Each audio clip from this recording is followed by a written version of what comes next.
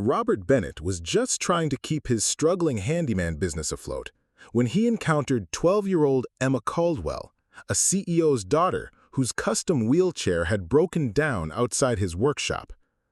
Robert spent his last savings fixing it for free, refusing any payment from the grateful family. But when Emma suddenly stood up from her wheelchair and called Robert her guardian angel, someone was recording. And by morning, this single father's simple act of kindness had reached the boardrooms of Fortune 500 companies and would soon change not just their lives, but an entire industry's approach to accessibility and community service.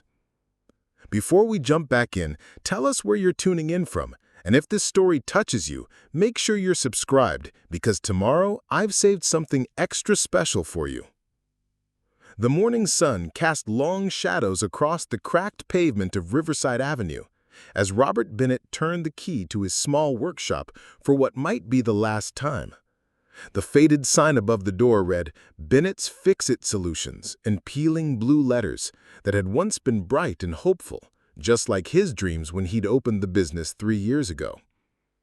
At 32, Robert carried the weight of responsibility in his shoulders, permanently curved from hunching over countless repair jobs, and in his hands, calloused from years of wielding tools that had belonged to his late father. The toolbox sat on his workbench like a shrine, its scratched metal surface telling stories of 2 generations of honest work, first in Thomas Bennett's hands during his 40 years as a maintenance supervisor, and now in his as he struggled to build something meaningful from the skills he'd taught him. The stack of unpaid bills on his desk seemed to mock his father's optimistic words that echoed in his memory. "Robert, tools don't just fix things, they fix problems. And where there's a problem, there's always someone who needs help." Easy for him to say, Robert thought bitterly, sorting through the final notices stamped in angry red ink. He'd never had to choose between keeping the electricity on and buying groceries for his 8-year-old son, Tyler. 4 months behind on rent, the landlord's patience wearing thin, his ancient van making ominous grinding noises that he couldn't afford to fix. The big-box hardware stores, with their flashy advertising and corporate backing, had slowly strangled small repair businesses like his. Who needed a neighborhood handyman when you could call a franchise with uniformed technicians and financing options? But Robert persisted because this workshop was more than a business. It was Tyler's inheritance, his connection to the grandfather he'd barely known. Every evening, the boy would sit at the worn wooden stool by his workbench, carefully organizing his tools while he worked on whatever repair job had limped through his door that day. Kitchen appliances, broken furniture, fence repairs, nothing too small, nothing too proud to fix.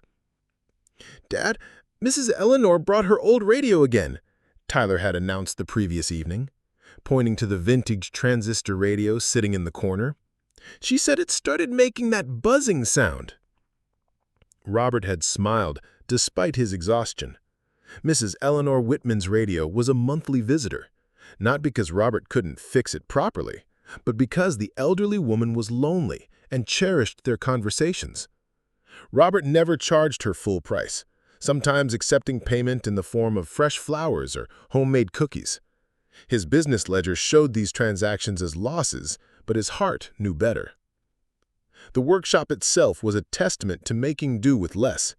Fluorescent lights flickered overhead, casting uneven shadows across the concrete floor. The workbenches were constructed from salvaged materials, a door from a demolished house serving as the main surface, supported by repurposed steel legs. Tools hung on pegboard that Robert had painted and installed himself, each outline traced in black marker so Tyler could help return everything to its proper place. In the corner sat a small desk area where Tyler did his homework while he worked late into the evening. His math worksheets and spelling test were tacked on a corkboard next to his business license and a faded photo of his father in his maintenance uniform, arm around a much younger Robert in overalls that were too big for his teenage frame.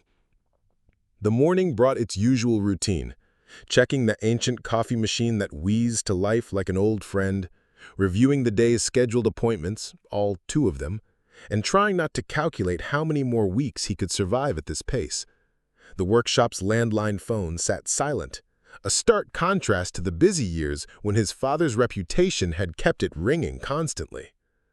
Robert picked up his father's favorite hammer, its wooden handle worn smooth by decades of use. He'd taught him that every tool had a personality, a preferred way of being held and used. This hammer had helped build countless repairs, had never failed him in 40 years of service. He hoped it would be as faithful to him. The morning light filtering through the workshop's dusty windows illuminated the small signs of hope he maintained despite everything. A neat row of potted plants Tyler had insisted on placing along the windowsill, a hand-drawn sign he'd made declaring, "Best dad and fixer in the world," and the framed first dollar bill from his first paying customer. But hope didn't pay bills. As Robert stood at his workbench, sorting through the repair requests that had accumulated, mostly small jobs that wouldn't cover his overhead, he couldn't shake the feeling that he was fighting a losing battle. The corporate chains had advantages he couldn't match: advertising budgets, bulk purchasing power, standardized pricing that customers understood.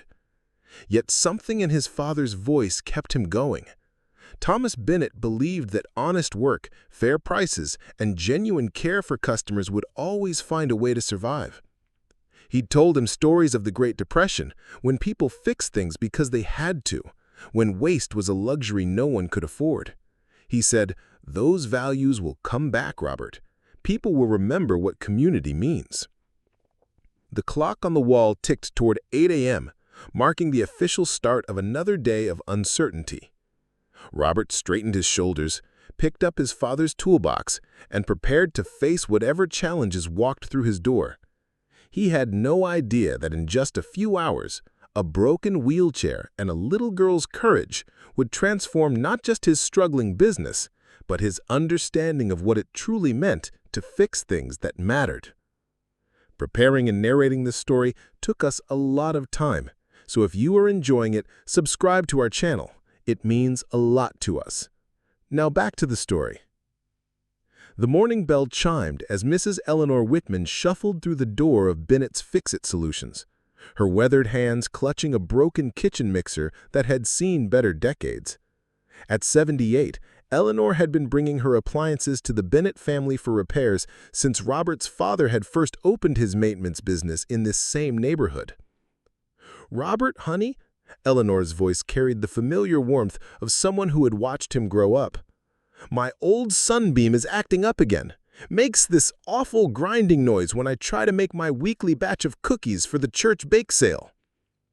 Robert looked up from his workbench, where he'd been attempting to stretch his morning coffee as long as he could, knowing it might be his only meal until Tyler came home from school.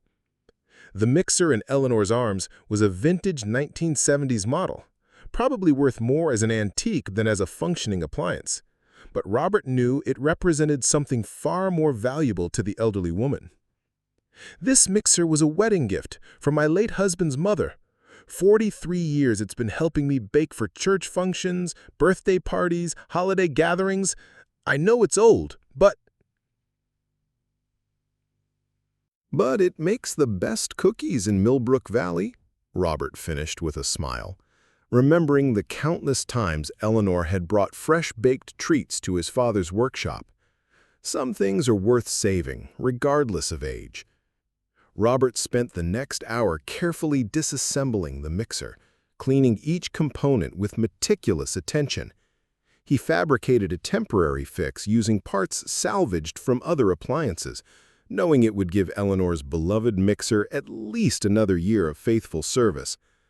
The proper repair would have required ordering specialty parts that would take weeks to arrive and cost more than Eleanor's fixed income could accommodate. "How much do I owe you, dear?" Eleanor asked, already reaching for her worn purse. Robert glanced at the clock. He'd spent valuable time on a repair that barely covered his material costs. His rent was due in 3 days, and he still had no plan for making that payment. The logical business decision would be to charge his standard hourly rate, but looking at Eleanor's hopeful face, he heard his father's voice again.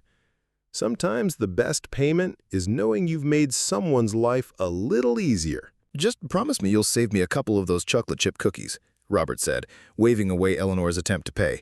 Tyler's been asking about them since the last church bake sale. Eleanor's eyes filled with tears as she hugged the refurbished mixer to her chest. Thomas would be so proud of you, Robert. You have his heart for helping people. After Eleanor left, Robert sat at his workbench surrounded by the evidence of his father's philosophy in action. The workshop was filled with items that told similar stories. Mr. Peterson's antique clock that chimed the hours in his lonely apartment, the Martinez family's blender that helped them make fresh fruit smoothies on their tight grocery budget, young Jamie's bicycle that had been repaired so many times it was more Robert's handiwork than original manufacturer. Each repair represented a choice between profit and purpose, between building his bank account and building community relationships. The ledger on his desk showed the financial cost of these decisions, red ink bleeding across pages of below-cost repairs and donated services. But the wall of thank you cards and photos from grateful customers told a different story about the true value of his work. Robert's phone buzzed with a text from Tyler's school. Early dismissal today due to heating system failure. He sighed, knowing he'd need to pick him up in an hour, which meant closing the shop during potential business hours. A larger operation would have multiple employees to handle such situations, but Bennett's Fix-It Solutions was a one-man operation held together by determination and his father's unwavering belief in doing right by people. As he prepared to close early, Robert reflected on the morning's choice with Eleanor's mixer. The corporate repair chains wouldn't have taken on such an unprofitable job. They operated on efficiency metrics and profit margins that left no room for sentiment or community connection. Their technicians were trained to recommend replacement over repair, to sell new rather than restore old. But Robert understood something they didn't, that his real competition wasn't other businesses, it was the throwaway culture that had convinced people their broken things weren't worth saving. Every repair he completed was a small victory against waste, a quiet rebellion against the idea that everything was disposable. The afternoon sun slanted through his workshop windows, illuminating dust motes that danced around his father's tools. Soon, Tyler would burst through the door with stories from school, homework to complete, and the boundless energy that made even his most difficult days worthwhile. He would sit at his little stool, organizing his tools with the same care his grandfather had taught him, absorbing lessons about craftsmanship and community service without even realizing it. Robert locked the workshop door behind him, knowing he'd return tomorrow to face the same challenges. Bills that demanded payment, repairs that paid too little, and the constant pressure to compromise his values for financial survival. But Eleanor's grateful smile and the promise of chocolate chip cookies reminded him why some battles were worth fighting, regardless of the cost.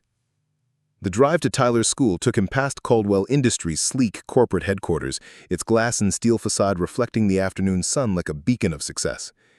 He'd never imagined that in just a few hours, his path would cross with the Caldwell family in a way that would change everything he thought he knew about the value of simple kindness and the power of doing what's right. His sister Carmen called just as he pulled into the school parking lot. "Robert, I've been thinking about your situation. Maybe it's time to consider selling the business and finding something more stable. Tyler needs security." Robert watched children streaming out of the school building, searching for Tyler's familiar face among the crowd. "Carmen, I know you're worried about us, but this business is more than income. It's Tyler's connection to his grandfather, his understanding of what it means to help people." "But if you can't pay the bills, then I'll figure something out," Robert interrupted gently. "Dad always said that doing the right thing finds a way to sustain itself. I'm not ready to give up on that belief yet." As Tyler appeared in the doorway, backpack slung over one shoulder and a huge grin on his face, Robert felt a renewed determination. Some legacies were worth preserving, some values worth defending, even when the path forward seemed impossible to navigate. The rain had started as a light drizzle during Robert's drive to pick up Tyler, but by the time they returned to Riverside Avenue, it had transformed into a steady downpour that turned the workshop's gravel parking area into a muddy obstacle course. Tyler pressed his face against the passenger window, watching droplets race down the glass while Robert navigated around the deeper puddles. "Tad, look!" Tyler pointed toward their workshop. "There's a fancy car stuck by our door." Robert followed his gaze and felt his breath catch. A sleek black Tesla Model S sat at an awkward angle near his workshop entrance, its hazard lights blinking rhythmically in the gray afternoon light. But it wasn't the expensive vehicle that drew his attention. It was the scene unfolding beside it. A woman in an impeccably tailored charcoal business suit knelt in the rain next to a sophisticated wheelchair, her usually perfect appearance disheveled as she frantically examined its wheels. Even from a distance, Robert could see her frustration in the tension of her shoulders and the urgent movements of her hands. Beside her, a young girl with long auburn hair sat patiently, despite the rain beginning to soak through her school uniform. "The wheel's completely jammed, Emma," the woman was saying, as Robert and Tyler approached. Her voice carried the controlled panic of someone accustomed to solving problems through delegation, not hands-on repair work. "It's okay, Mom. These things happen. Remember what Dr. Foster said about not getting stressed over equipment issues?" The girl, Emma, looked up at her mother with the kind of patience that spoke of experience with mechanical failures. The girl's wheelchair was clearly high-end medical equipment, with custom modifications and specialized components that probably cost more Robert made in several months. "Excuse me," Robert called out, pulling his jacket hood up against the rain. "Are you folks having some trouble? I run the repair shop here." Rachel Caldwell, though Robert didn't yet know her name, looked up with the desperate relief of a drowning person spotting a life preserver. Rain had plastered her usually perfect hair against her forehead, and her expensive suit jacket was beginning to show dark patches where the water had soaked through. "Yes, thank God," she said, standing quickly. "I'm Rachel Caldwell, and this is my daughter, Emma. Her wheelchair just stopped working.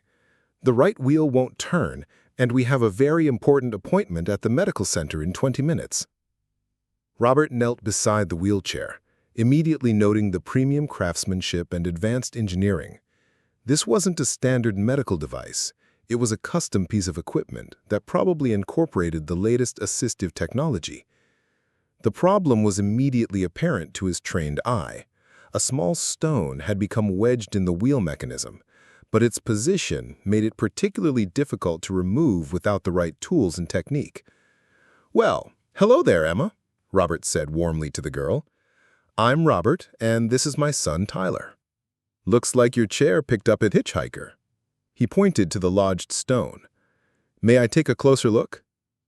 Emma nodded, her green eyes bright with curiosity rather than distress. "Are you really a fix-it person? I've never met one before." "I am indeed," Robert replied, already assessing the repair. "My dad taught me that everything that breaks can be fixed if you approach it the right way." Tyler stepped closer, fascinated by the wheelchair's sophisticated design. "Wow, this is like a super advanced chair. Look at all these controls, Dad." Rachel Caldwell shifted uncomfortably, clearly out of her element. "I should mention, this is a very expensive piece of medical equipment. It's custom-made, and the manufacturer specifically warns against unauthorized repairs. If something goes wrong—" "Mom," Emma interrupted gently, "I think he knows what he's doing." Robert looked up at Rachel, recognizing the expression of a parent torn between desperate need and protective instinct. "Miss Caldwell, I understand your concern. This is beautiful equipment, and you're right to be careful with it. But what I'm seeing here is a simple mechanical blockage. I can remove the stone without affecting any of the electronic components." The rain continued to fall, and Robert could see that Emma was beginning to shiver despite her brave front. The medical appointment Rachel had mentioned was clearly important, and every minute spent in the rain was making the situation worse for everyone involved. "Please," Rachel said finally, her corporate composure cracking. "We've been planning this appointment for months. Emma's been working so hard in physical therapy, and today was supposed to be a celebration of her progress. If we miss this—" She didn't finish the sentence, but the pain in her voice told Robert everything he needed to know. This wasn't just about a broken wheelchair. It was about hope, progress, and a mother's desperate desire to give her daughter every opportunity to succeed. "Tyler, can you grab my small toolbox from the workshop? The red one with the precision tools." As Tyler raced through the rain to fetch the tools, Robert continued his examination of the wheelchair. The stone was wedged at precisely the angle that made it invisible to casual inspection, but devastating to the wheel's rotation. Removing it would require patience and the right leverage, but it was definitely fixable. "How long have you had this chair, Emma?" Robert asked, partly to assess the equipment and partly to keep the girl's spirits up. About 6 months? It's my third one. I keep outgrowing them, or they break, or we find better technology. Mom says this one is supposed to last longer. Tyler returned with the toolbox, his sneakers squelching in the mud as he handed it to his father.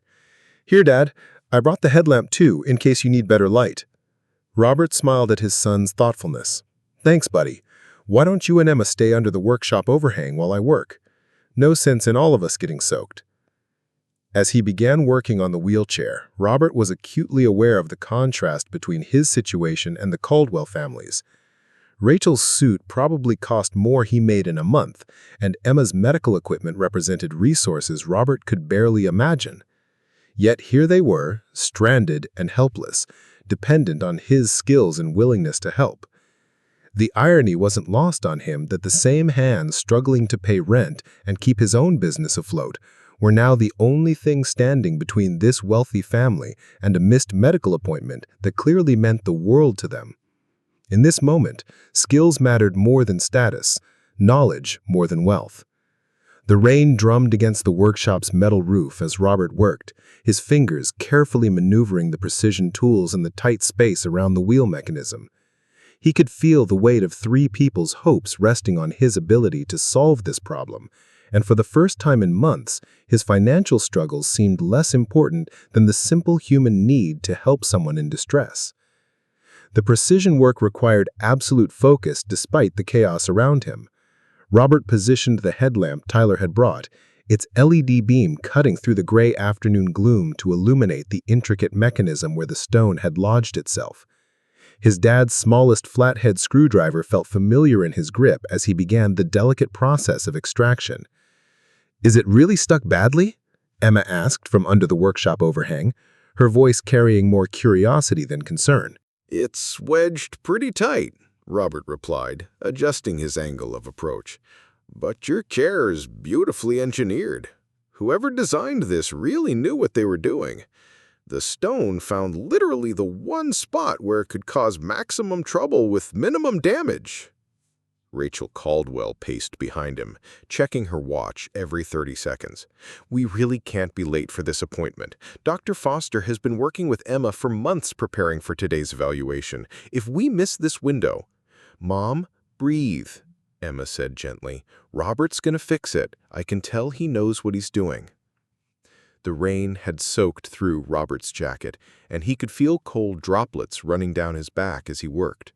His workshop was only 20 feet away, with its warm lights and dry workspace, but moving Emma's chair inside would require disassembling parts of the entrance to accommodate the wheelchair's specialized dimensions. Every minute counted now. "There," murmured Robert as he felt the stone shift slightly. "Almost got you, little troublemaker." Tyler watched from beside Emma, fascinated by his father's methodical approach. "Dad always talks to the things he's fixing," he explained to Emma. "He says it helps him understand what they need." "That's really cool," Emma replied. "I talk to my chair sometimes too, especially when I'm nervous about something." Robert paused in his work, struck by the girl's matter-of-fact acceptance of her situation.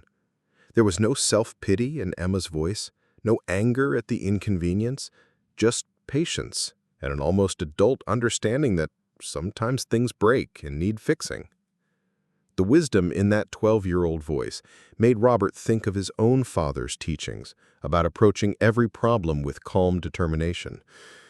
"Got it!" Robert exclaimed as the stone finally came free, a small piece of gravel that had caused such disproportionate trouble. He held it up triumphantly. "The culprit, ladies and gentlemen." Rachel's relief was palpable. "Thank you so much. How much do I owe you? I have cash, or I can write a check, or—" "Let's test it first," Robert interrupted, carefully spinning the wheel to ensure smooth operation. The mechanism moved perfectly, but he wanted to be thorough. "Emma, would you like to try it out?" As Emma maneuvered her wheelchair in a small circle, Robert noticed something that made his heart sink. The rain had washed away some of the mud around the wheel, revealing a hairline crack in one of the plastic housing components. It wasn't causing problems now, but under stress, it could fail catastrophically. "Miss Caldwell," Robert said quietly, drawing her aside. "There's something else you should know about." He showed her the crack, explaining how the stress from the jammed stone had likely weakened the housing. "It's not going to fail today, probably not even this week, but under the wrong conditions, a hard bump, cold weather that makes the plastic brittle, this could break completely." Rachel's face went pale. "What does that mean? How do we fix it?" "The part needs to be replaced," Robert said honestly. "But here's the thing. This is a specialized component. The manufacturer will want to replace the entire wheel assembly, which means scheduling a service appointment, waiting for parts, probably a week without the chair." "A week?" She looked stricken. "Emma has school, therapy sessions, activities. She can't be without her chair for a week." Robert looked at the crack again, his mind racing through possibilities. He had some polymer repair compound in his workshop, a high-strength material he used for similar fixes on other equipment. It wouldn't be as strong as a manufacturer replacement, but it could reinforce the crack and buy them time for a proper repair. "I might be able to do a temporary reinforcement," he said slowly. "It's not a manufacturer-approved repair, and I'd have to be very careful not to damage any of the electronics, but it could give you several months before you'd need the official replacement." "Would that void the warranty?" "Probably," Robert admitted. "And I have to be honest, if something goes wrong during the repair, if I accidentally damage the electronics or the structural integrity, I don't have insurance that would cover replacing equipment this expensive." The silence stretched between them as Rachel weighed her options. Robert could see the internal struggle playing out across her face. This was a woman accustomed to having the best of everything, to being able to solve problems by writing checks or making phone calls. Now she was being asked to trust her daughter's mobility to a small-town repair shop with no guarantees. "How long would the temporary repair take?" Robert checked his watch. It was already 3:45, and he knew the medical center was at least 15 minutes away. "About an hour, maybe 90 minutes to do it properly." "We'll miss the appointment," Rachel said heavily. "Mom, it's okay," Emma called from where she was testing her chair's various functions. "Dr. Foster will understand, and I'd rather be sure the chair is really fixed than worry about it breaking down again." Robert watched the interaction between mother and daughter, recognizing something profound in their dynamic. Despite Rachel's obvious wealth and status, she consistently deferred to Emma's wisdom about her own needs. There was a respect there that spoke well of both of them. "Miss Caldwell," Robert said quietly, "I want to be completely transparent with you. I'm not a certified medical equipment technician. My insurance doesn't cover this type of work. If you wanted to wait for an authorized repair, that would be the safer choice from a liability standpoint." "But you think you can fix it?" Rachel asked. "I know I can reinforce that crack," Robert replied. "I've done similar repairs on industrial equipment, marine hardware, automotive components. The polymer compound I use is actually stronger than the original plastic in some ways."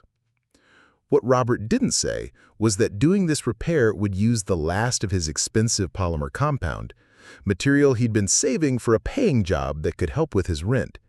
He also didn't mention that spending 90 minutes on this repair meant turning away a scheduled appointment that afternoon, one of the few paying customers he had lined up for the week. But looking at Emma's trusting face and Rachel's desperate hope, Robert made his choice. Some things were more important than immediate profit, more valuable than playing it safe. "Let's go inside and fix this properly," he said, already mentally preparing his workspace for the delicate task ahead. As they moved toward the workshop, Robert caught sight of Frank Martinez across the street, the retired journalist who spent most afternoons reading on his apartment balcony. He noticed him adjusting what looked like a camera with a telephoto lens, probably photographing the unusual scene of an expensive car and wheelchair outside his modest shop. He thought nothing of it at the time, focused entirely on the challenging repair ahead and the trust being placed in his hands by a family he'd just met. Robert had no way of knowing that Frank's journalistic instincts had been triggered by the sight of obvious wealth intersecting with humble service, or that his camera was already documenting what would soon become a story that changed everything. Frank Martinez had been a photojournalist for 37 years before his retirement, and old habits died hard. Even now, 3 years into his golden years, he couldn't help but notice when something unusual unfolded in his quiet Millbrook Valley neighborhood. From his second-floor apartment balcony, he had a perfect view of Riverside Avenue. And this afternoon's drama at Bennett's Fix-It Solutions had captured his professional instincts like nothing had in months. The expensive Tesla beside the humble repair shop was intriguing enough, but it was the human story playing out that made Frank reach for his camera equipment. A well-dressed businesswoman in obvious distress, a young girl in a sophisticated wheelchair, and Robert Bennett, the struggling single father he'd watched work tirelessly to keep his father's business alive, all brought together by what appeared to be a mechanical crisis. Frank adjusted the telephoto lens on his digital camera, a professional-grade Canon that had documented everything from presidential campaigns to natural disasters during his decades with the Associated Press. Retirement hadn't diminished his eye for a story, and something about this scene felt significant in ways he couldn't yet articulate. Through his viewfinder, Frank watched Robert's methodical approach to the wheelchair repair. Even from across the street, he could see his competence and the family's growing trust in his abilities. The businesswoman, who Frank would later learn was Rachel Caldwell, CEO of Caldwell Industries, had gone from frantic pacing to respectful observation as Robert worked. "This is good," Frank murmured to himself, adjusting his camera settings for the overcast lighting. His journalistic instincts told him this wasn't just a simple repair call. The body language, the interaction between strangers, the obvious class differences, all the elements of a compelling human interest story were present. Inside Bennett's Fix-It Solutions, Robert had transformed his workspace into a precision repair bay. He'd cleared his main workbench and positioned several lamps to create optimal lighting for the delicate polymer reinforcement work. The wheelchair sat elevated on adjustable supports he'd fashioned from his father's old equipment, allowing access to the damaged housing from multiple angles. "This is like watching a surgeon," Rachel observed, genuinely impressed by Robert's systematic preparation. "I had no idea this level of precision was involved in equipment repair." "Dad learned from Grandpa Thomas," Tyler explained proudly, settling into his usual homework spot with a clear view of the action. "He always said that taking time to set up properly saves time in the long run." Emma had transferred to an old office chair Robert kept for customers, positioning herself where she could observe every step of the process. "I've never actually seen someone repair my chair before. Usually they just take it away to some facility and bring it back fixed." Robert smiled as he began cleaning the area around the crack with specialized solvents. "Understanding how things work makes them less mysterious and more manageable. Your chair is beautifully engineered, but at its heart, it's just a collection of mechanical and electrical systems working together." Outside, Frank continued documenting the scene through his telephoto lens. He captured Robert's careful preparation, the family's attentive observation, and the gradual transformation of what had started as a crisis into something that looked more like a teaching moment. His experienced eye noticed details that others might miss. The way Rachel Caldwell's expensive suit contrasted with Robert's work clothes. The obvious affection between Tyler and his father, Emma's mature composure despite her young age. "This is the real America," Frank said quietly to himself, snapping photos of Tyler showing Emma his homework while Robert worked. "This is what people need to see." Frank's apartment was filled with the memorabilia of a distinguished journalism career. Awards from press associations, framed front pages from major stories he'd covered, photographs with politicians and celebrities.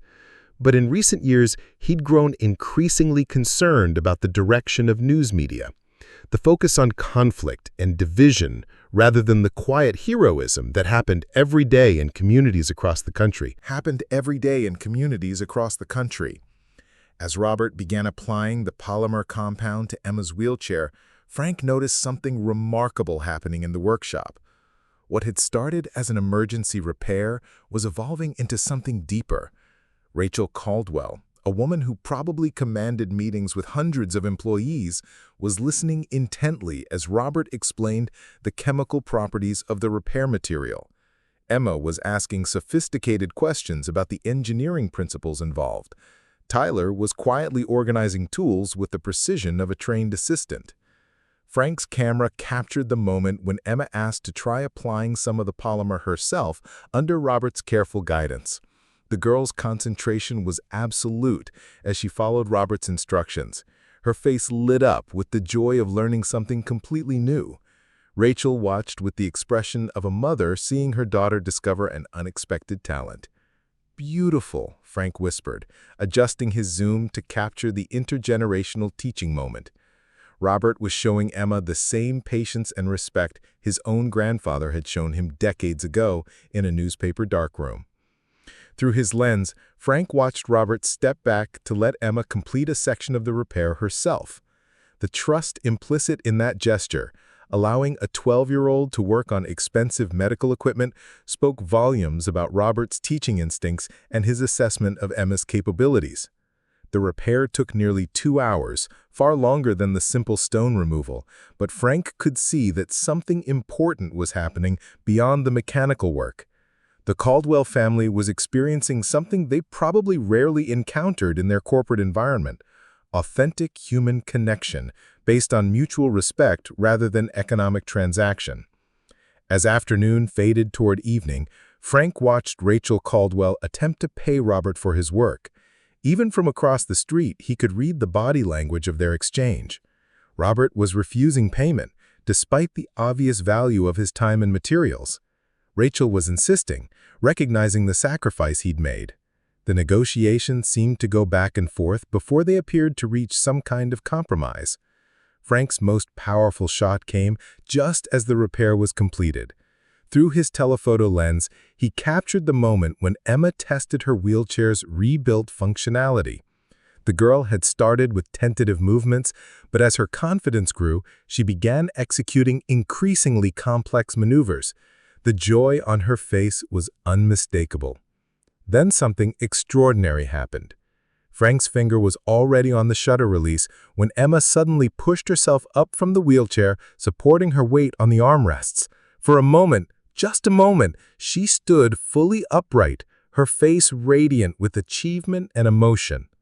"Guardian angel!" Frank heard her call out, even through the apartment windows. "You're my guardian angel!" Frank's camera captured the exact moment of Emma's declaration, but more importantly, it documented Robert's response. The man's face showed surprise, then deep emotion, then something that looked like the weight of responsibility settling on his shoulders. This wasn't just about a wheelchair repair anymore.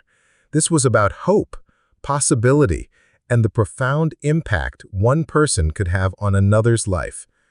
As the Caldwell family prepared to leave, Frank made a decision that would change all their lives.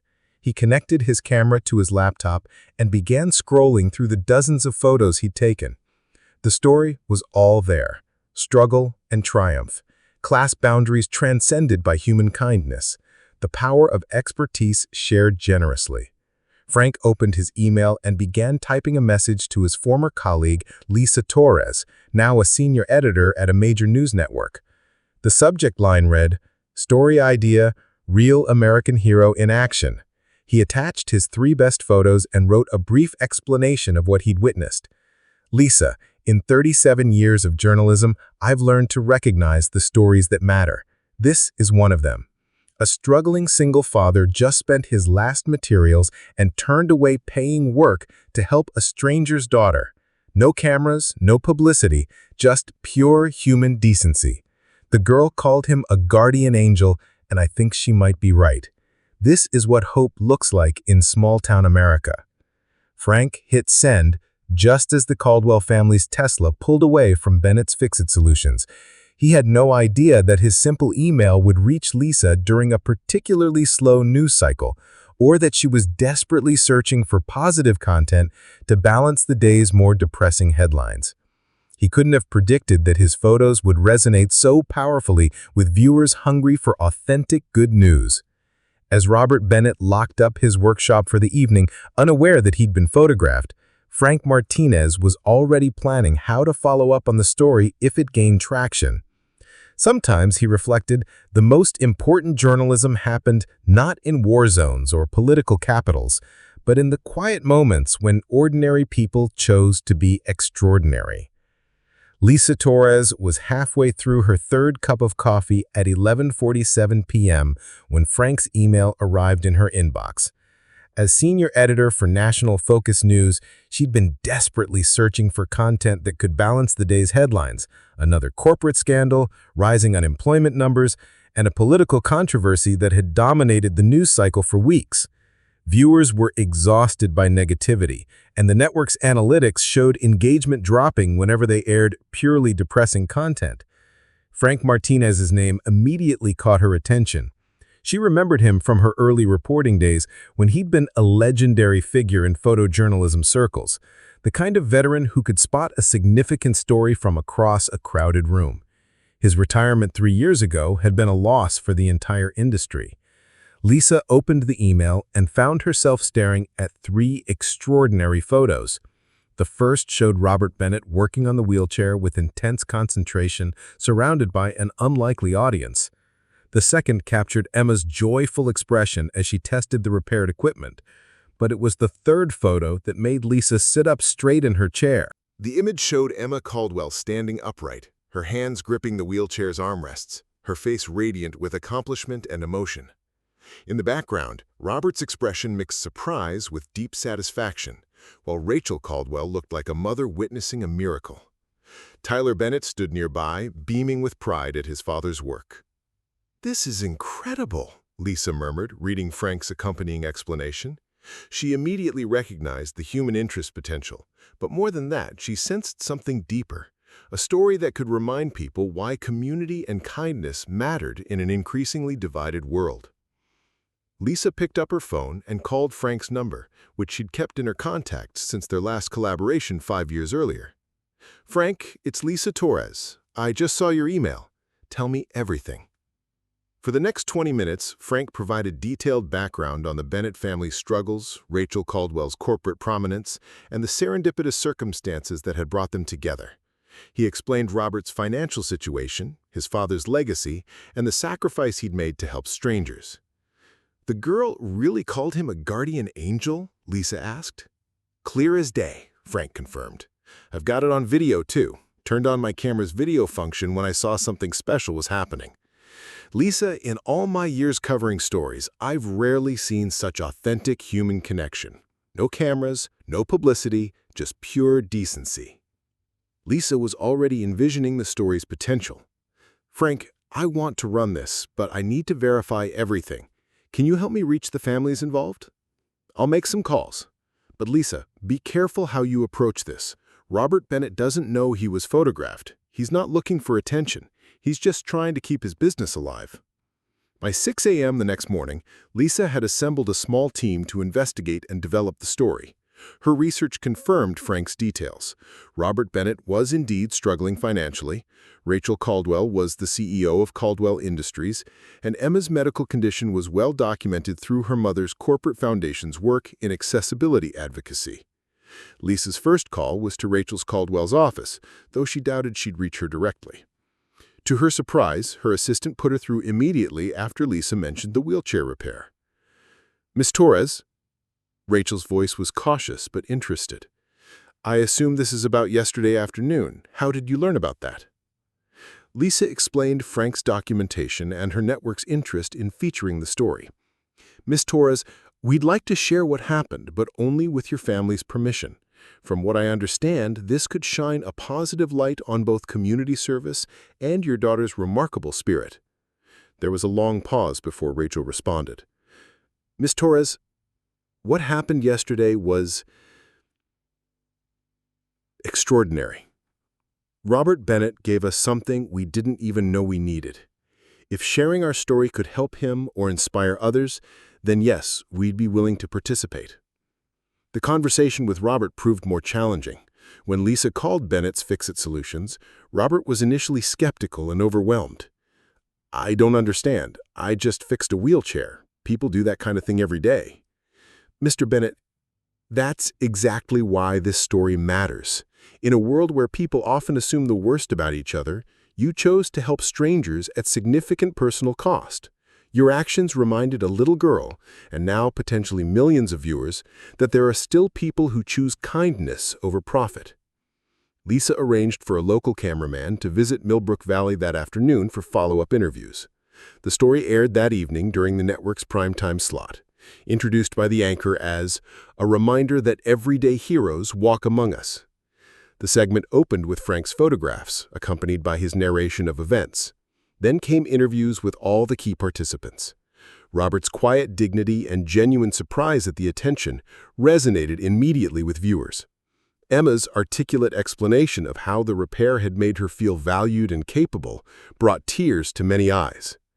Rachel's perspective as a mother witnessing unexpected kindness added emotional depth. But it was the video of Emma standing and calling Robert her guardian angel that became the segment's defining moment. The raw emotion and spontaneous joy captured in that moment created an instant connection with audiences hungry for authentic good news.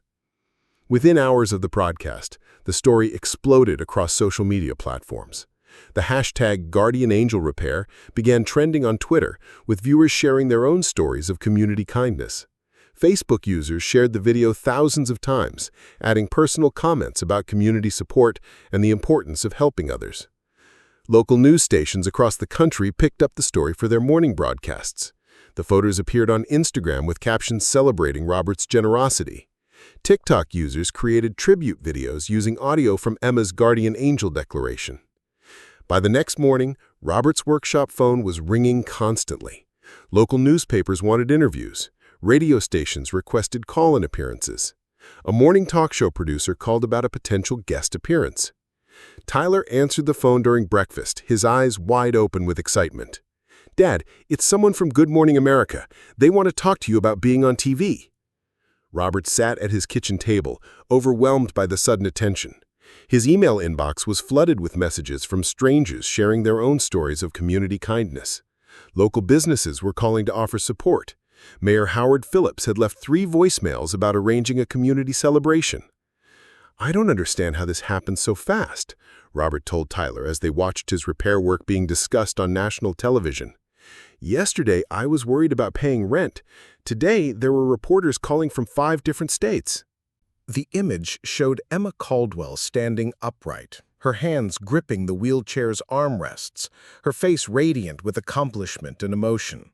In the background, Robert's expression mixed surprise with deep satisfaction, while Rachel Caldwell looked like a mother witnessing a miracle. Tyler Bennett stood nearby, beaming with pride at his father's work. "This is incredible," Lisa murmured, reading Frank's accompanying explanation. She immediately recognized the human interest potential, but more than that, she sensed something deeper, a story that could remind people why community and kindness mattered in an increasingly divided world. Lisa picked up her phone and called Frank's number, which she'd kept in her contacts since their last collaboration 5 years earlier. "Frank, it's Lisa Torres. I just saw your email. Tell me everything."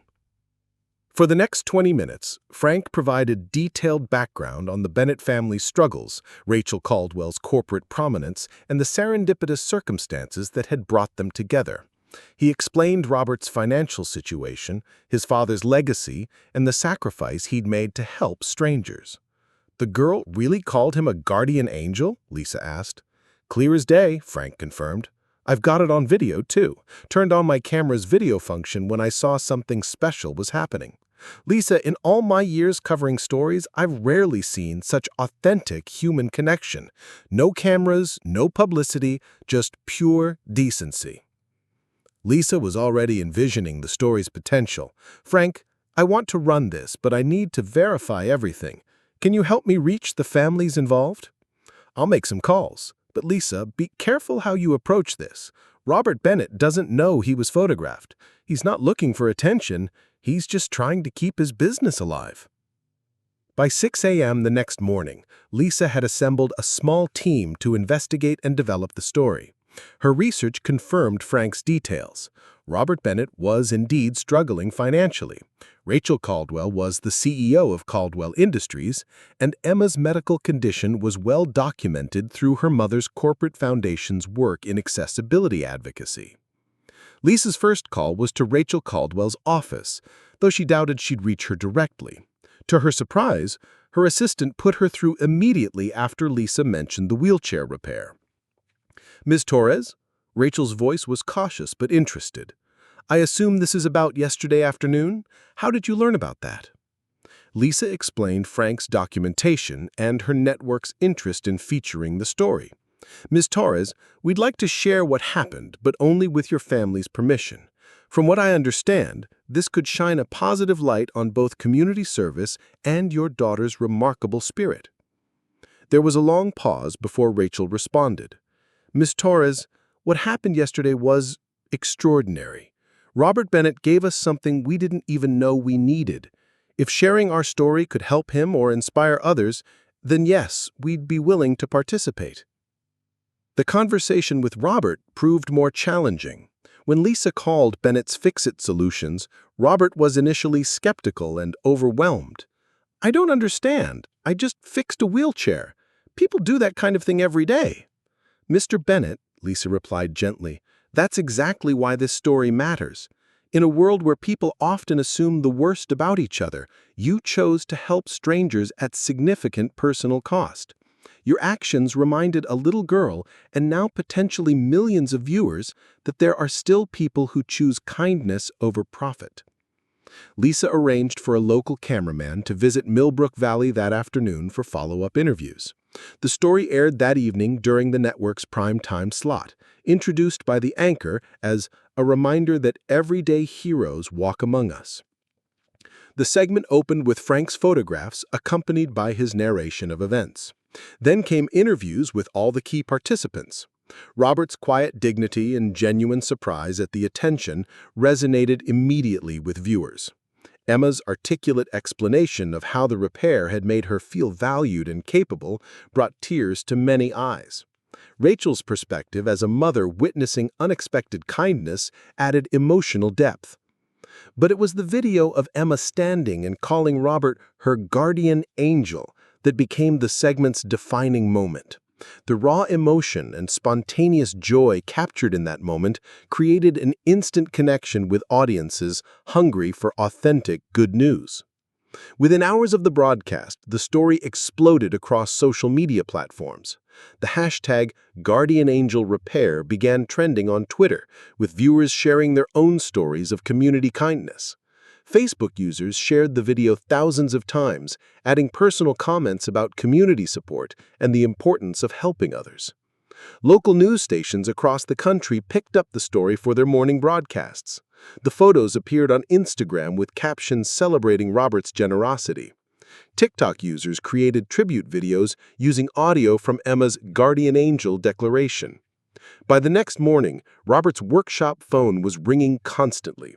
Local newspapers wanted interviews. Radio stations requested call-in appearances. A morning talk show producer called about a potential guest appearance.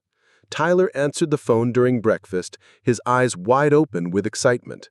"Dad, it's someone from Good Morning America. They want to talk to you about being on TV." Robert sat at the kitchen table, overwhelmed by the sudden attention. His email inbox was flooded with messages from strangers sharing their own stories of community kindness. Local businesses were calling to offer support. Mayor Howard Phillips had left 3 voicemails about arranging a community celebration. "I don't understand how this happened so fast," Robert told Tyler as they watched his repair work being discussed on national television. "Yesterday, I was worried about paying rent. Today, there are reporters calling from 5 different states." The viral nature of the story created a snowball effect that surprised even Lisa Torres. Network executives noted the segment's unusually high engagement rates and positive viewer feedback. Competing news outlets scrambled to find similar uplifting content, recognizing that audiences were hungry for stories that restored faith in human nature. Frank Martinez watched the explosion of coverage from his apartment, both thrilled and slightly concerned about the attention his simple documentation had generated. He'd covered enough stories to know that viral fame could be both blessing and burden, especially for people who hadn't sought the spotlight. But as he watched Robert's interviews, seeing his genuine surprise and continued focus on helping others rather than personal gain, Frank felt confident that he'd made the right choice in sharing the story. Sometimes, he reflected, the most important journalism wasn't about exposing corruption or conflict, but about illuminating the quiet heroism that happened every day in communities across America. The Guardian Angel repair story had become more than news. It had become a symbol of hope in a world that desperately needed reminding that kindness still existed, still mattered, and still had the power to change lives in ways both small and profound. Governor Patricia Hayes was reviewing her daily briefing when her chief of staff, Jennifer Walsh, knocked on the office door with an unusual expression of excitement. As Pennsylvania's first female governor, Hayes had built her political career on pragmatic solutions and authentic connection with working families. But the past year had been dominated by budget crises and partisan gridlock that left little room for positive messaging. "Governor, you need to see this," Jennifer said, placing her tablet on the mahogany desk. "It's already been viewed 12 million times since yesterday evening, and the response is unlike anything we've tracked in recent months." Governor Hayes adjusted her reading glasses and watched Frank Martinez's footage play out on the screen. She observed Robert Bennett's methodical repair work, the obvious class differences between the families, and most powerfully, the moment when Emma Caldwell stood and declared Robert her guardian angel. "Play that ending again," the governor requested, leaning forward with growing interest. As Emma's joyful declaration echoed through the office speakers for the second time, Governor Hayes felt something she hadn't experienced in months of political maneuvering: genuine inspiration. Here was a story that embodied the values she'd campaigned on: hard work, community support, and the dignity of skilled labor. "What do we know about the repair shop owner?" Hayes asked. Jennifer was prepared with comprehensive background research. Robert Bennett, 32, single father, inherited his father's repair business 3 years ago. He's been struggling financially, behind on rent, limited resources, but maintained an excellent reputation for honest work and community service. His father, Thomas Bennett, was a respected maintenance supervisor for the county school system for 40 years. The governor studied the freeze-frame image of Robert working on the wheelchair, noting the professional setup, the careful attention to detail, and the obvious expertise required for such specialized repair work. And the Caldwell family. Rachel Caldwell, CEO of Caldwell Industries, their medical technology subsidiary, produces some of the most advanced accessibility equipment in the country. Her daughter Emma has spina bifida, but has made remarkable progress through physical therapy. Yesterday's appointment was apparently a milestone evaluation.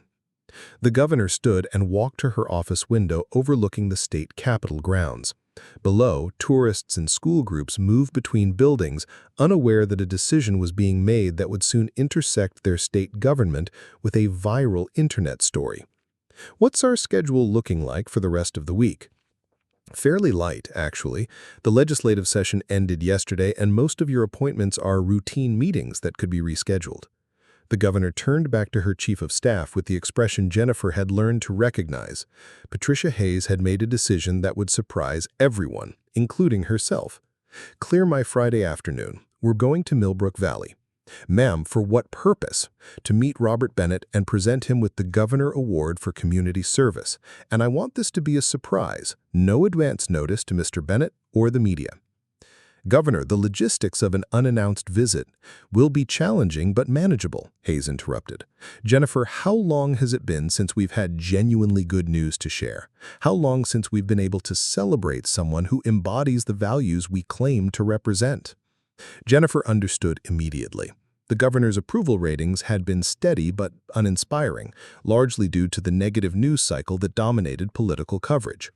A surprise visit to honor an everyday hero could provide authentic positive content while highlighting issues close to Hayes' heart: small business support, skilled trades, and community values. "I'll contact the state police for security arrangements," Jennifer said, already mentally organizing the complex logistics. "Should we notify local officials?" The mayor only, and sworn to secrecy. I want Robert Bennett's genuine reaction, not a staged photo opportunity. Within hours, a carefully orchestrated operation was underway. State police advance teams discreetly surveyed Millbrook Valley while maintaining their cover as routine patrol increases. Mayor Howard Phillips received a call that left him speechless, followed by strict instructions about confidentiality.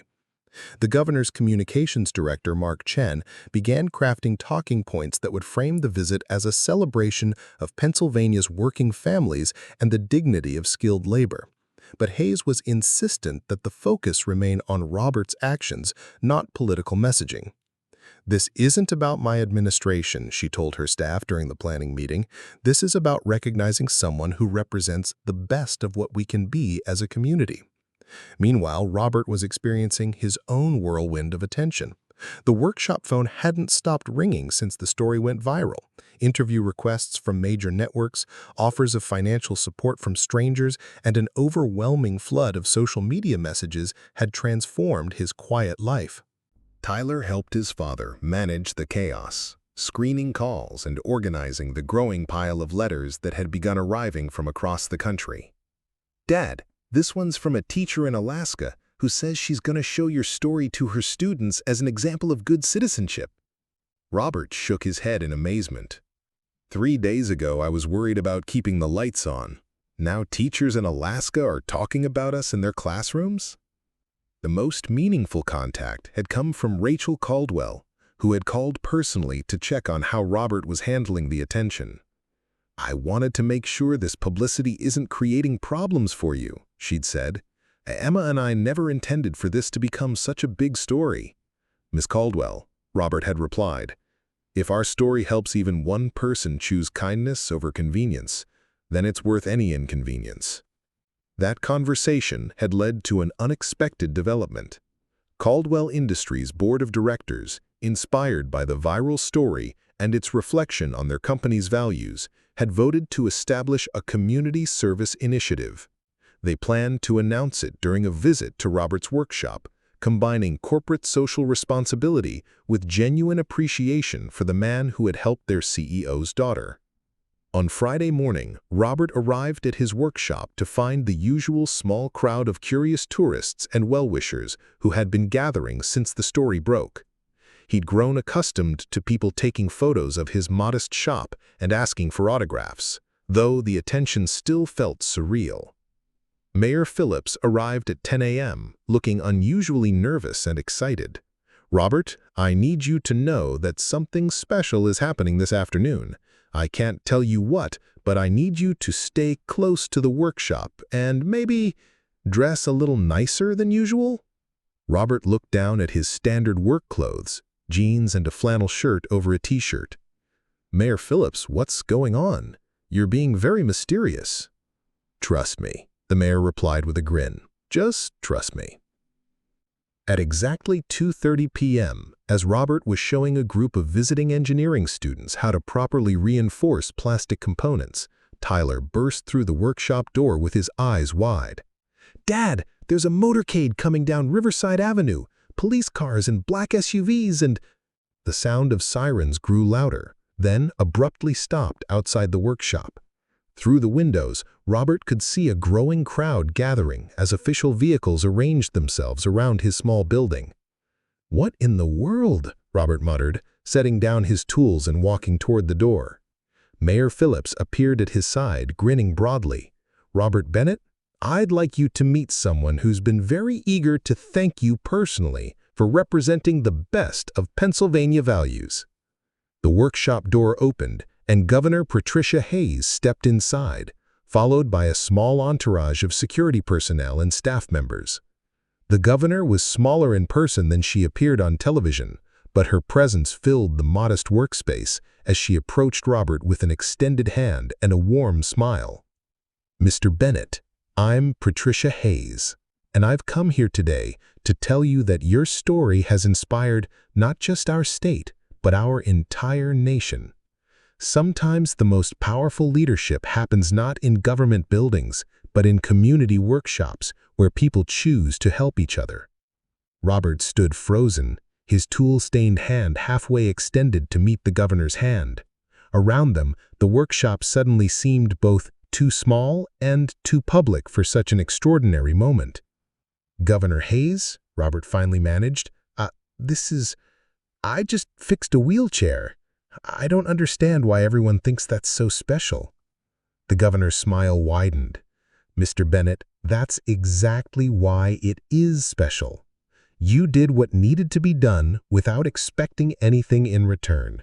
And that's the kind of leadership our communities need more of." The silence in the workshop stretched for several heartbeats as Robert processed the surreal moment of Pennsylvania's governor standing in his modest repair space. Around them, the familiar chaos of tools, spare parts, and ongoing projects created an unlikely backdrop for what was clearly an historic occasion. Governor Hayes took a moment to survey the workshop. Her trained political eye noted details that would inform her comments. She saw the hand-drawn motivational posters Tyler had created, the carefully organized tool displays that spoke of professional pride, and most tellingly, the wall of thank-you notes from community members whose lives had been touched by Robert's affordable repairs. "Mr. Bennett," the governor continued, her voice carrying genuine warmth rather than political formality, "may I share something personal with you?" Robert nodded, still struggling to accept that this conversation was actually happening. "My father was a master electrician in Pittsburgh for 38 years, unionized, proud of his trade, believed that honest work with your hands was the foundation of a strong society. He had a workshop not unlike this one, where neighbors would bring broken appliances they couldn't afford to replace." Tyler stepped closer, fascinated by the idea that the governor had grown up in a family like theirs. "Did he teach you how to fix things too?" The governor smiled at the boy. "He tried, but I was better with words than tools. However, he did teach me something crucial, that the measure of a person isn't what they achieve for themselves, but what they're willing to do for others when no one is watching." Robert felt a flutter of recognition at those words. "My father used to say something similar. He always told me that tools don't just fix things, they fix problems, and behind every problem is a person who needs help. Wise men, both of them, and they raise children who understand that wisdom." Jennifer Walsh stepped forward with a formal presentation folder, but Governor Hayes gestured for her to wait.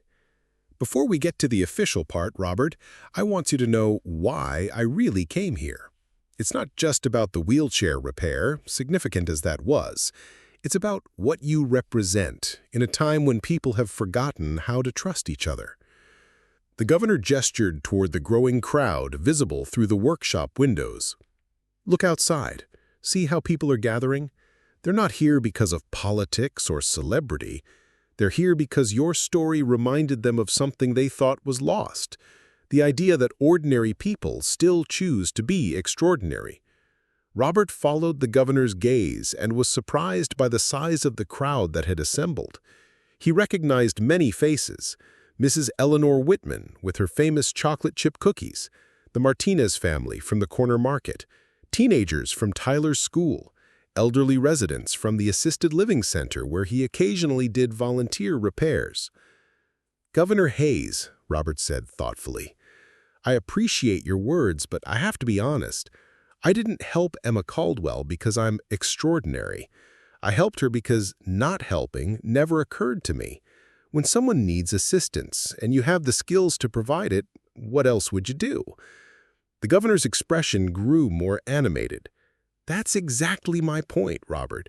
You've just described what should be the natural response to human need. But in our current world, that kind of automatic compassion has become newsworthy precisely because it's become rare." Tyler had been listening intently to the adult conversation, and now he spoke up with the directness that only children possess. "Governor Hayes, are you here because you want to help Dad's business? Because he's been really worried about paying rent, and some of the people calling want to give us money, but Dad says we should only accept what we've earned." The governor knelt to Tyler's eye level, recognizing the wisdom of addressing his concerns directly. Tyler, your father is absolutely right to be careful about accepting charity. But there's a difference between charity and empowerment. Sometimes society needs to acknowledge the people who represent our best values, and that recognition can come with practical support. Robert watched this exchange with growing emotion. Here was the governor of Pennsylvania, taking time to explain complex concepts to his 8-year-old son with the same respect she'd shown when discussing policy with adults. "Mr. Bennett," Governor Hayes continued, rising and turning back to Robert, "I'd like to present you with Pennsylvania's Governor's Award for Outstanding Community Service. But more than that, I want to announce the creation of the Community Skilled Trades Initiative, a program that will provide grants and support to small businesses like yours that demonstrate exceptional commitment to community service." Jennifer Walsh stepped forward again, this time presenting an ornate certificate along with what appeared to be official documentation. The initiative will provide qualifying businesses with equipment grants, training opportunities, and most importantly, a network of support that recognizes the vital role of skilled trades in community health. Robert accepted the certificate with trembling hands, reading the formal language that somehow made his everyday choice to help others sound both official and profound. "This is... I don't know what to say." "Say you'll continue being exactly who you are," Governor Hayes replied. "Say you'll keep teaching your son and others that competence combined with compassion can change the world one repair at a time." The workshop door opened, and to Robert's amazement, Rachel Caldwell entered with Emma in her repaired wheelchair. The governor's staff had clearly coordinated their arrival, but the surprise on Robert and Tyler's faces was genuine. "We couldn't let this moment happen without being here," Rachel explained, while Emma wheeled forward with obvious excitement. "Robert," Emma called out, navigating skillfully around the workshop equipment, "look what I can do now." She demonstrated a series of complex maneuvers that showcased both her improved mobility and growing confidence with the repaired wheelchair. The governor watched the interaction with visible emotion. "Emma, would you mind telling me about what happened when Mr. Bennett fixed your wheelchair?" Emma's face lit up as she launched into a detailed account of the repair process, emphasizing not just the technical skill Robert had demonstrated, but the patience and respect he'd shown throughout the process. "He didn't just fix my chair," Emma concluded. "He taught me that I could understand how it works and even help fix it myself. He made me feel capable, not just helped." The governor nodded thoughtfully. "That's the difference between charity and empowerment, isn't it? Mr. Bennett didn't just solve your problem. He gave you tools to understand and address similar problems yourself." Rachel Caldwell stepped forward, carrying a leather portfolio. "Governor Hayes, Robert, we at Caldwell Industries have been inspired by this story to announce our own initiative. We're establishing the Guardian Angel Grant Program, providing funding and equipment to skilled trades professionals who demonstrate exceptional community service." Robert looked around the workshop at the assembled group. The governor of Pennsylvania, a Fortune 500 CEO, her remarkable daughter, his own son, and the growing crowd of community members visible through the windows. The moment felt suspended between the ordinary and the extraordinary, between his familiar world of daily repairs and this new reality where his simple choices had somehow become symbols of hope. "I need you all to understand something," Robert said, gaining strength as he spoke. "What happened with Emma's wheelchair wasn't special because it was complicated or expensive. It was special because it was simple and necessary. If we start treating basic human decency as heroic, we've set our standards too low." The governor smiled broadly. "Robert Bennett, you've just articulated the challenge facing our entire society. How do we return to a place where helping each other is so normal that it doesn't make headlines?" Tyler raised his hand as if he were in school. "Maybe we start by teaching more people how to fix things." Dad always says that when you know how to repair something, you're never helpless when it breaks. The adults in the room exchanged glances of amazement at the 8-year-old's insight. In his simple statement, Tyler had captured something profound about empowerment, self-reliance, and community resilience. Governor Hayes placed her hand on Tyler's shoulder. "Young men, I think you've just outlined the foundation of our new initiative. We're going to teach people that they have more power to solve problems than they realize." 3 weeks after Governor Hayes's surprise visit to Millbrook Valley, the Pennsylvania State Capitol building buzzed with an energy that veteran legislators hadn't experienced in years.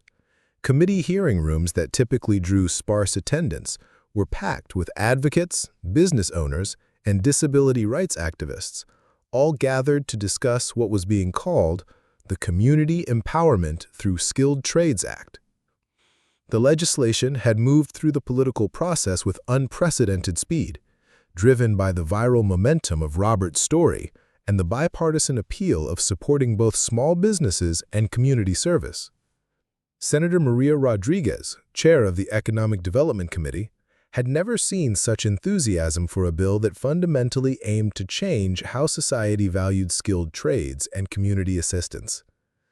"Ladies and gentlemen," Senator Rodriguez announced to the packed hearing room, "today we're not just discussing legislation. We're exploring how to institutionalize the kind of community values that Robert Bennett demonstrated spontaneously." The first witness was Dr. Amanda Foster, a disability rights advocate and medical professional who had been following Emma Caldwell's progress. "Senators, what Mr. Bennett accomplished wasn't just a repair. It was a demonstration of how technical competence combined with human dignity can transform lives. This legislation could replicate that impact across thousands of communities." Robert sat in the front row of the gallery, still somewhat overwhelmed by his role in inspiring state-level policy discussions. Beside him, Tyler took careful notes in a composition notebook, treating the legislative process like an extension of his social studies curriculum. The proposed legislation contained several innovative components that had emerged from the collaborative discussions following the governor's visit. The Community Skilled Trades Grant Program would provide equipment and training funding to repair businesses that committed to providing free or reduced-cost services to disabled individuals and low-income families. The Apprenticeship Expansion Initiative would create pathways for young people to learn trades while simultaneously developing community service ethics. Most significantly, the bill proposed establishing regional repair networks, collaborative systems where skilled professionals could share resources, expertise, and costs when handling complex community service projects. The model was directly inspired by how Robert's individual expertise had connected with the Caldwell family's need, creating outcomes that benefited everyone involved.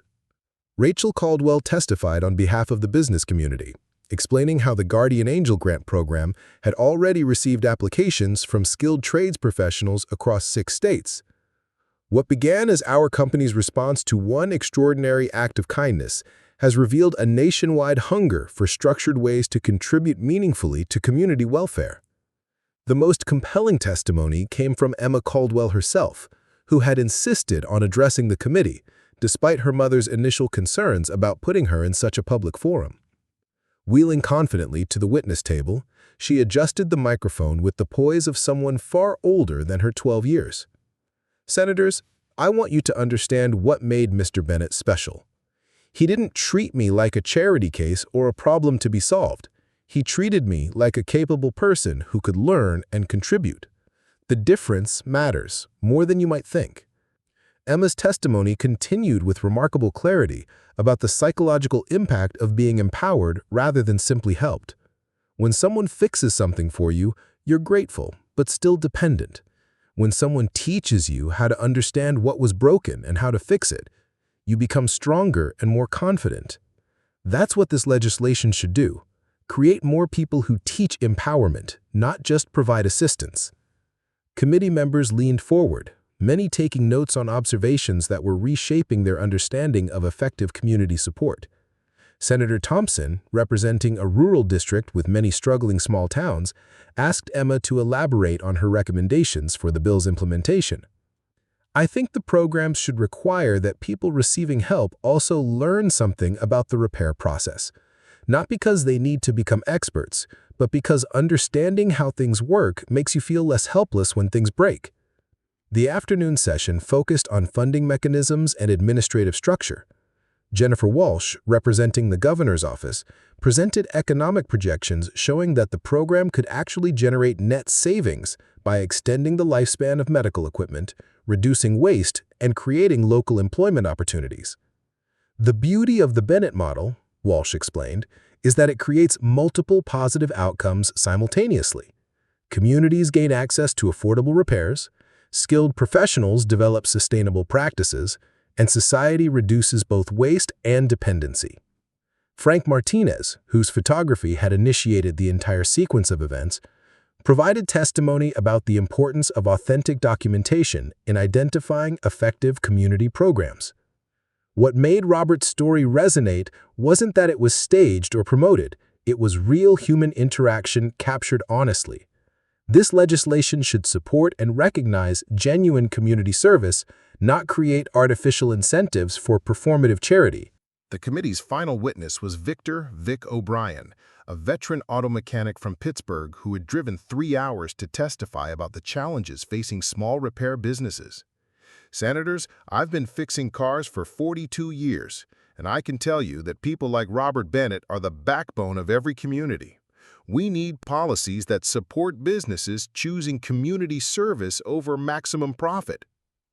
Vic's testimony included specific recommendations for the grant application process, emphasizing the importance of evaluating long-term community impact rather than just immediate financial metrics.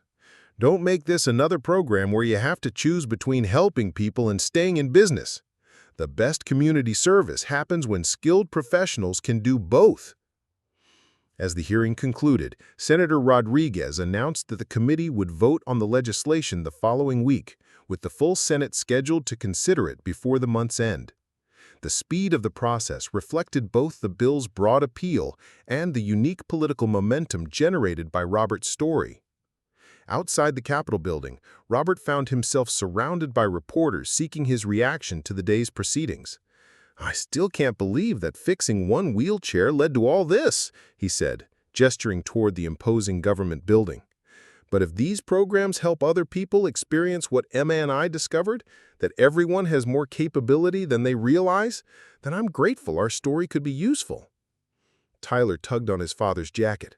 "Dad, can we go see the Liberty Bell while we're in the city? I want to take a picture for my report about how regular people can change history." As they walked toward their car, Robert reflected on the surreal journey from struggling to pay rent to influencing state legislation.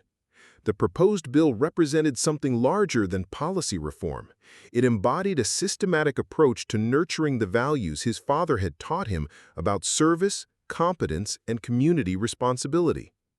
The evening news coverage focused on Emma's testimony and her articulate advocacy for empowerment-based assistance programs. Political analysts noted the unusual coalition of support the bill had generated, bringing together business interests, disability rights advocates, labor organizations, and fiscal conservatives around shared values of self-reliance and community support. Back in Millbrook Valley, the local diner had installed a television specifically to follow coverage of their legislation. Mrs. Eleanor Whitman watched the news while enjoying coffee and pie, telling anyone who would listen about how she'd always known Robert was special, even before the whole world discovered it. The Community Empowerment Through Skilled Trades Act would pass both chambers of the Pennsylvania legislature by unanimous votes. But its true significance lay not in the political victory, but in the systematic change it represented, transforming individual acts of kindness into sustainable, replicable models for community support that honored both dignity and capability. 6 months after the Community Empowerment Through Skilled Trades Act became law, Robert Bennett stood in the conference room of the newly established Guardian Angel Foundation headquarters in Philadelphia, looking out at a map dotted with colored pins representing active program sites across the country. What had begun as his simple act of kindness had evolved into a nationwide network of community repair centers, training programs, and empowerment initiatives. "The numbers are extraordinary," said Dr. Sarah Chen, the Foundation's newly appointed executive director and former MIT professor specializing in community development. "We have operational programs in 47 states, with over 3,000 certified guardian angel repair professionals providing services to underserved communities." The Foundation's board meeting brought together an unlikely group of individuals whose lives had intersected through Robert's story. Rachel Caldwell served as chairman, bringing corporate governance expertise and significant funding. Emma Caldwell, now 13 and increasingly confident in her advocacy role, held the position of Youth Advisory Council leader. Frank Martinez contributed his media experience as communications director, ensuring authentic storytelling remains central to the Foundation's mission. "The Pennsylvania model is being replicated faster than we anticipated," reported Jennifer Walsh, who had taken a leave of absence from the governor's office to serve as the Foundation's policy director. 12 states have passed similar legislation, and federal lawmakers are discussing a national version. Robert examined the detailed quarterly reports spread across the conference table, each representing communities where skilled professionals were choosing service alongside profit. The financial sustainability metrics were particularly encouraging. Participating businesses reported increased customer loyalty, expanded skill sets, and improved community relations that more than offset the costs of donated services. "What I find most remarkable," Robert said, reviewing a report from Maine, "is how the model adapts to different communities. This lobster trap repair cooperative in coastal Maine is doing essentially the same work we do with wheelchairs, but they're helping fishing families maintain their equipment affordably." The program's success had attracted attention from unexpected quarters. The Department of Veterans Affairs had partnered with the Foundation to create specialized training programs for veterans transitioning to civilian careers. The Peace Corps had incorporated guardian angel principles into their community development training. Several universities had established research centers studying the intersection of skilled trades, community service, and social resilience. "The international interest has been particularly surprising," noted Dr. Chen. "We have delegations coming next month from Canada, Australia, and Germany to study implementation strategies for their own communities." Frank Martinez shared updates from the Media Documentation Project, which tracked stories emerging from Guardian Angel sites nationwide. "What we're seeing is the replication of Robert's experience across hundreds of communities. Individual acts of service creating local viral moments that strengthen community bonds and inspire further service." The Foundation's research division had begun publishing academic papers on what they termed service-integrated business models and dignity-preserving assistance frameworks. Early findings suggested that Guardian Angel certified businesses demonstrated higher customer satisfaction, employee retention, and community integration compared to traditional service providers. Rachel Caldwell presented the Corporate Partnership Program updates, which had grown beyond her initial expectations. Major manufacturers are now designing equipment with repairability standards that support Guardian Angel certified providers. "We're seeing a fundamental shift in how companies think about product lifecycle and community impact." The Guardian Angel Grant Program had evolved into a sophisticated funding mechanism supporting everything from individual tool purchases to comprehensive training center establishment. The selection criteria emphasized long-term community impact over short-term metrics, with successful applicants demonstrating both technical competence and genuine service commitment. Emma wheeled forward to address the board about the Adaptive Technology Innovation Lab, a program she had proposed to develop repair solutions specifically for assistive devices. "We're working with engineering students at 6 universities to create tool modifications and repair techniques that make assistive equipment maintenance more accessible and affordable." The lab represented the kind of systemic innovation that had emerged from the Foundation's emphasis on empowerment over charity. Rather than simply providing free repairs, the program developed resources that enabled more people to understand and maintain complex assistive technologies. "The ripple effects continue to surprise us," Robert observed, reading through a folder of testimonials from program participants. This letter is from a grandmother in Oregon who learned wheelchair maintenance through our program and now teaches other seniors. She says the confidence she gained led her to start a community garden project. The Foundation's impact measurement system tracked not only direct service delivery but also secondary effects, increased civic participation among program participants, improved community resilience indicators, and enhanced social cohesion in served areas. The data suggested that teaching people to fix things created broader empowerment that extended far beyond the immediate repairs. We're documenting a phenomenon we're calling capability cascading, referring to research showing repair skills developed confidence that led to other forms of community leadership. People who learn to fix wheelchairs start volunteering for school boards. Veterans who rebuild engines begin mentoring at-risk youth. The meeting's final agenda item addressed the Foundation's 5-year strategic plan, which included ambitious goals for national coverage while maintaining quality standards and authentic community connection. The vision extended beyond repair services to encompass a comprehensive approach to community resilience through skilled empowerment.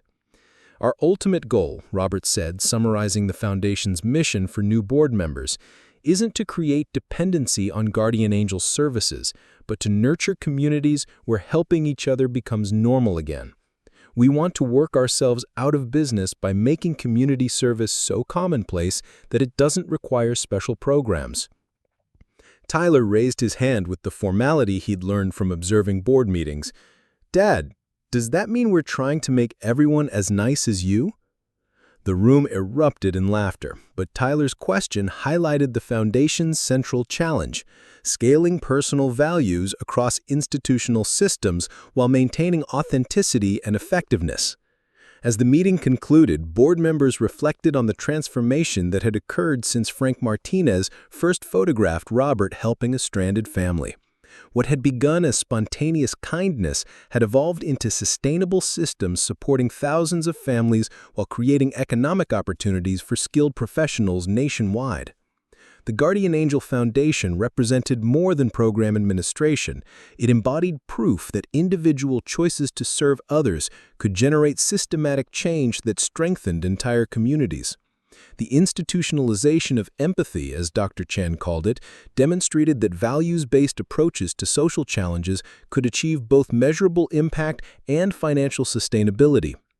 Outside the Philadelphia headquarters, construction workers were completing the Foundation's first permanent training center designed to accommodate both traditional trades instruction and adaptive technology specialization.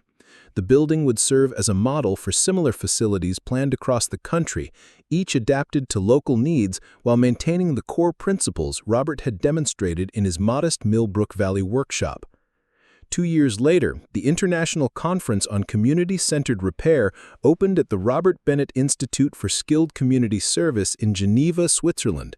Representatives from 34 countries had gathered to share innovations, challenges, and success stories from Guardian Angel programs that had taken root across 6 continents.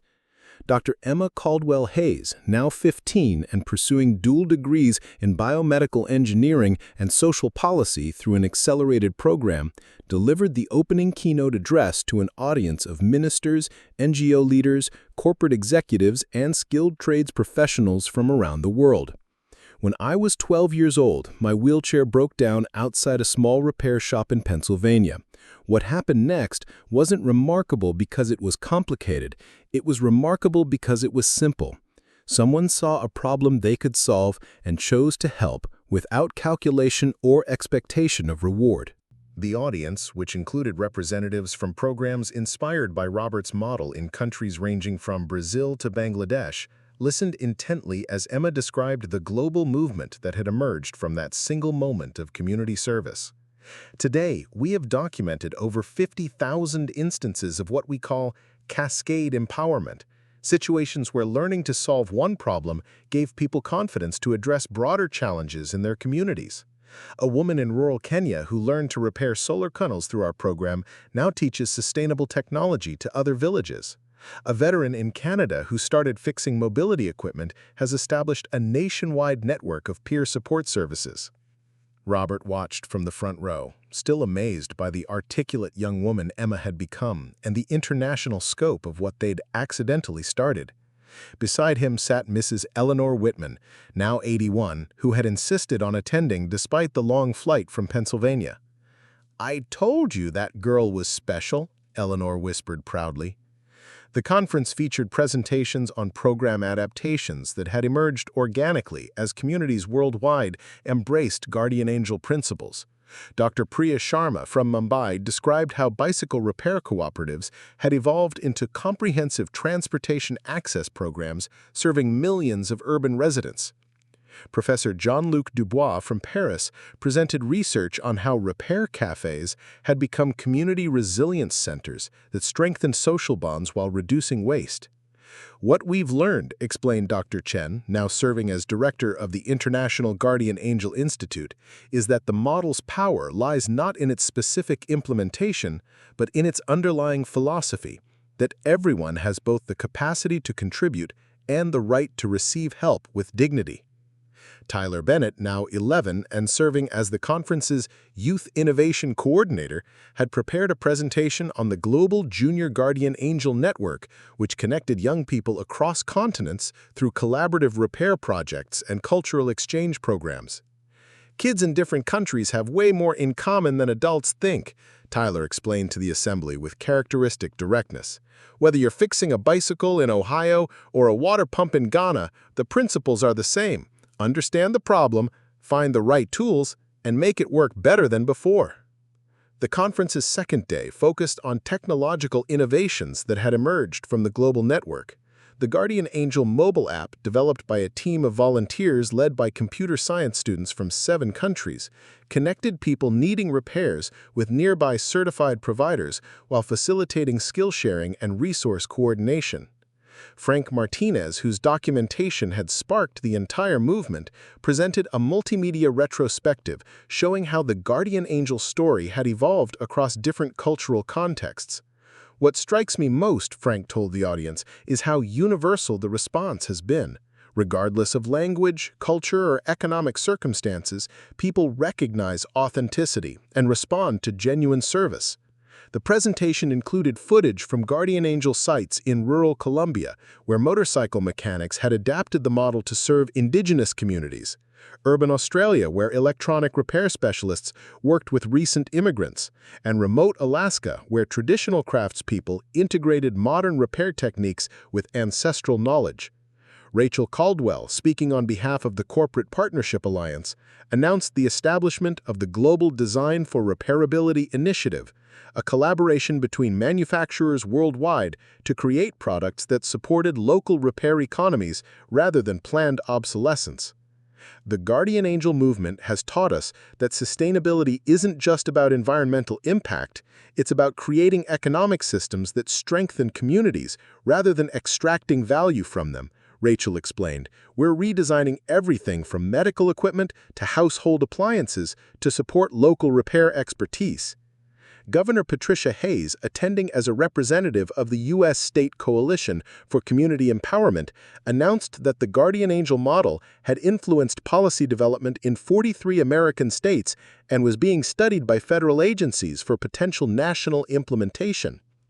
"What began in one small workshop has demonstrated that individual values can scale to institutional change without losing their essential humanity," Hayes told the international audience. "We're not just talking about repair programs, we're talking about rebuilding the social infrastructure that makes communities resilient." The conference's most powerful moment came during the Global Testimonials session, where program participants from around the world shared stories of personal transformation through Guardian Angel involvement.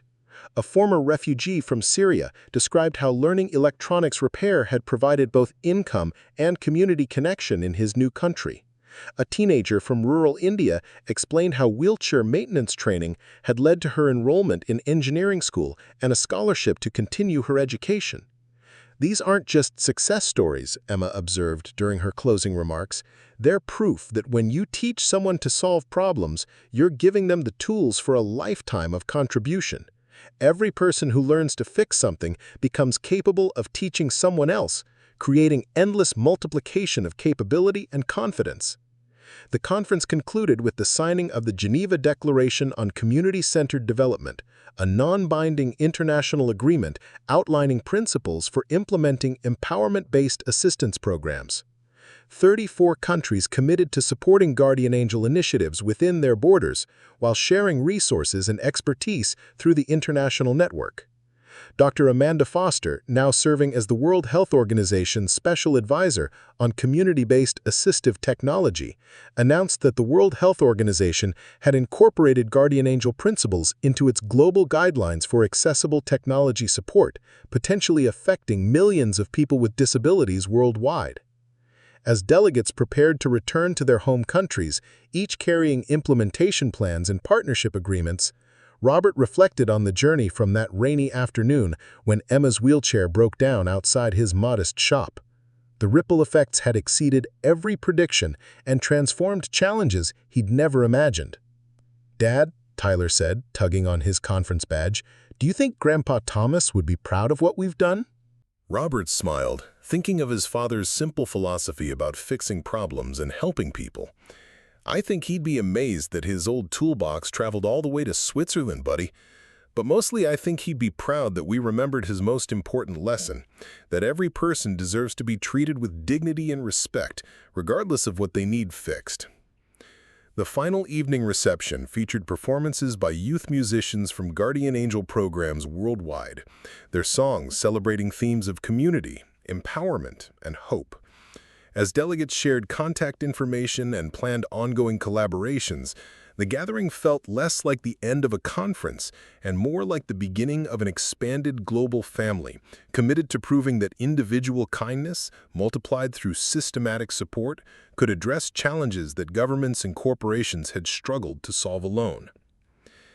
5 years to the day after Robert Bennett first fixed Emma Caldwell's wheelchair, a gentle spring rain fell on Millbrook Valley as 3 generations gathered in what was now known worldwide as the original Guardian Angel Workshop. The modest building had been preserved exactly as it was during that transformative afternoon, though it now stood at the heart of a modern campus that served as the global headquarters for community-centered skilled trades education.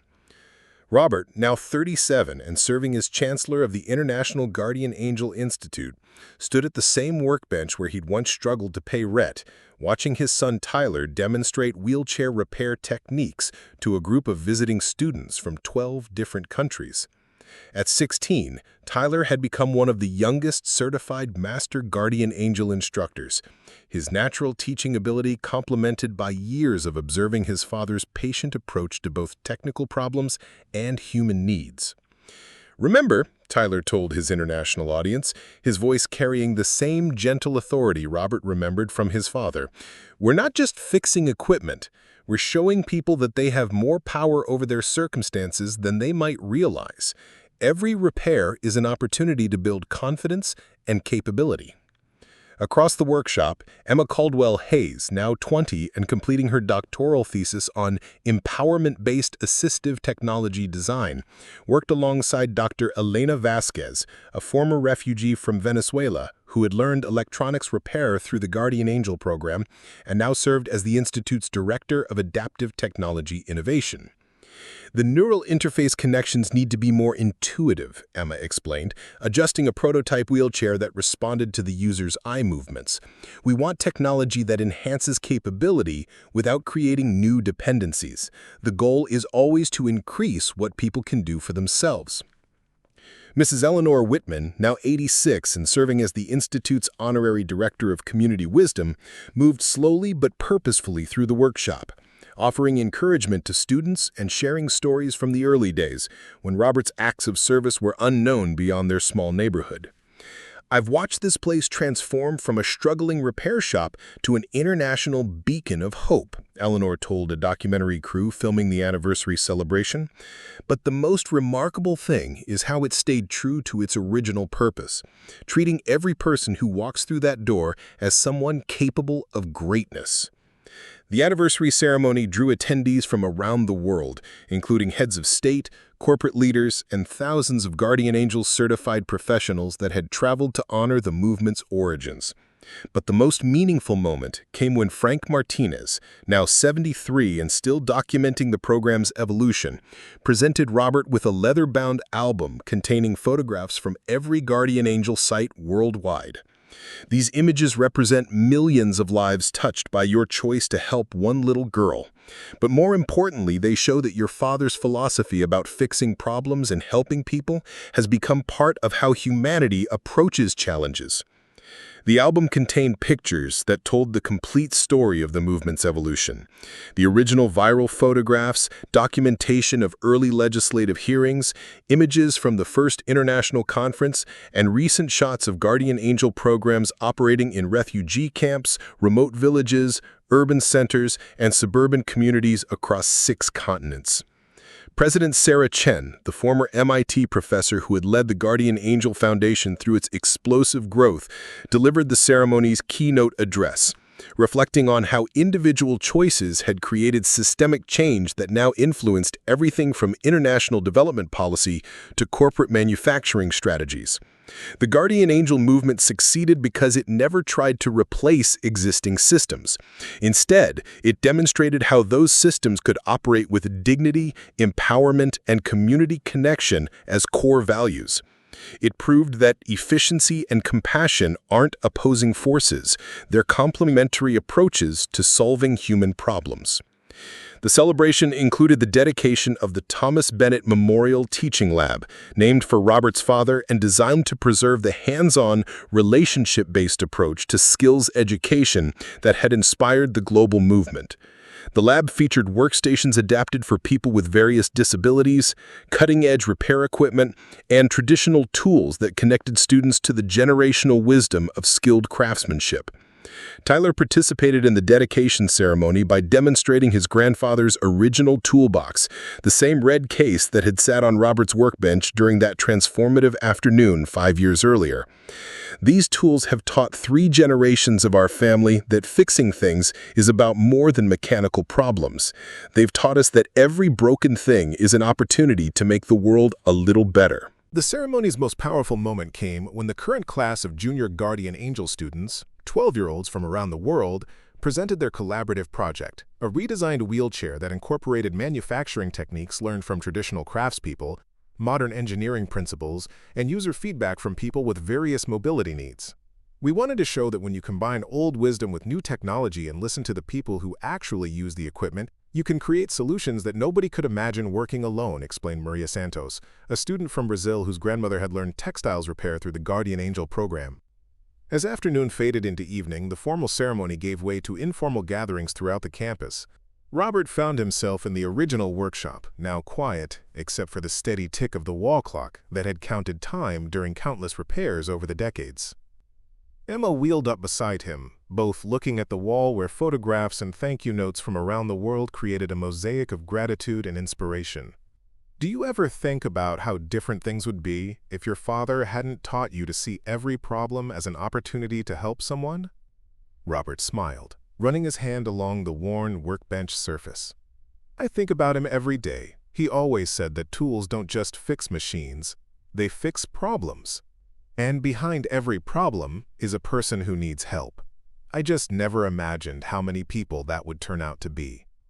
Tyler joined them, carrying his grandfather's toolbox and a folder containing applications from young people worldwide who wanted to attend the Guardian Angel Institute. Dad, there are kids here from places I can't even pronounce, all because you decided to help someone 5 years ago.